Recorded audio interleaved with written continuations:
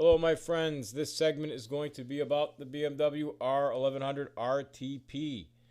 There will be a few in this series, as over the years, you can imagine I've had more than a few of this model on my lift. I'm going to outline the real memorable ones, and I guess that really should have started with the first one I ever dealt with. That's going to be this machine, which will be discussed in this segment. So here we are with part 2 of the R1100RT-P Authority model, Bargain or Bust. This tale is going to go back to 1998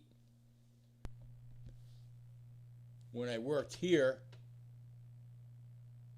with this beautiful girl.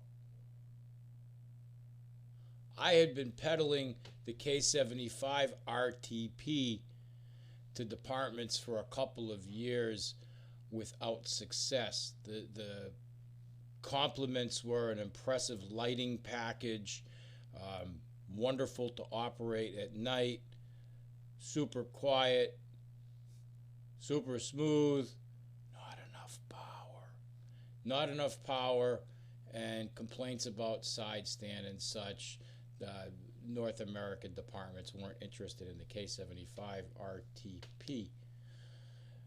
So in 1998, the R1100 RTP was offered, and we received one as a demo from BMW North America. This particular machine had been manufactured December of 1997.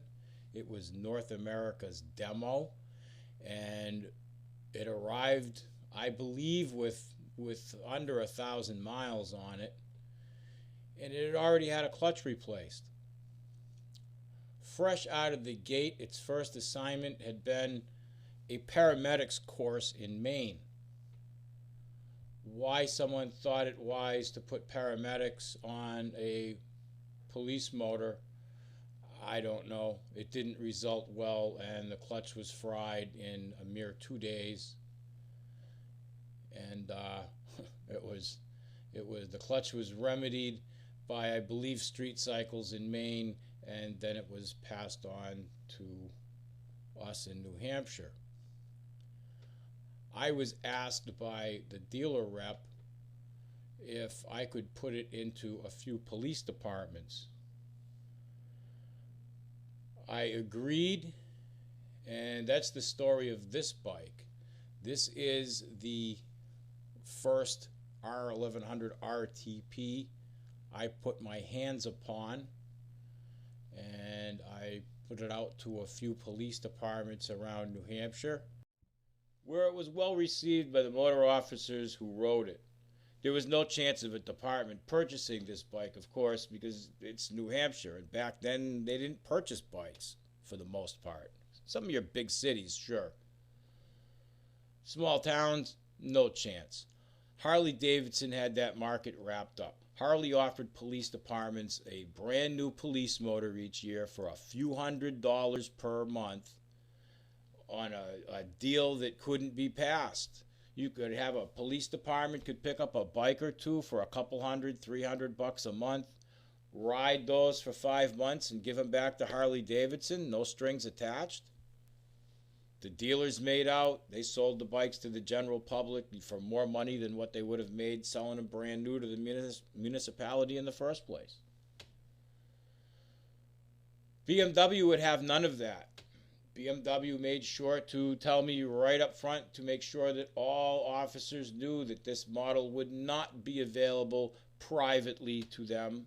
They would have to purchase the civilian R1100RT if they wanted one of these for themselves. You can ride it at work, but not home. The program for these from BMW was less than appealing. There was not really even a lease program. The package was you buy the bike outright, which very few municipalities were going to do. This was a $16,000 machine. That's a big expense. So the option was you could buy it outright and you own it, It'd carry its warranty, of course. Or if you wanted out of it, before you purchased it, you could make an agreement with BMW to sell it back to them after 1 year, 2 years, or 3 years of service at a pre-arranged price. These didn't hold their value very well.